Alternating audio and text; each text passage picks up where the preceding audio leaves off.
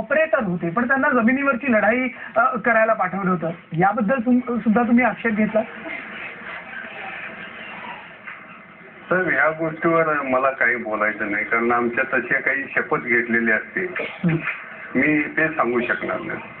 पण प्रकाश पाटील, तुम्ही यानंतर हा लढा जो आहे तो सुरू ठेवणार आहात का? कारण का जोपर्यंत आपण लढत नाही तोपर्यंत या थंड प्रशासनाच्या किंवा सरकारच्या डोक्यात प्रकाश पडत नाही, ही परिस्थिती जी आहे ती बदलत नाही. तुम्ही लढा देणार आहात का? सातप्पांना न्याय मिळवून देण्यासाठी तुम्ही लढणार आहात का? पक्क साहेब, मी आतापर्यंत जन्मल्यापासून मी देशाच्या सेवेसाठी लढलोय. आता मी देश सोडून आलो, माझ्या मुलग्यालाही मी फौजेत पाठवलंय. आमची जी परंपरा ही आहे आणि हे आता सातप्पा पाटील जे शहीद जवान आहेत त्यांच्यासाठी तर मी आखरीपर्यंत लढणार. त्याही मला मुंबईमध्ये जाऊन बसायला लागून देऊ उपोषण, मी पक्क बसणार आहे.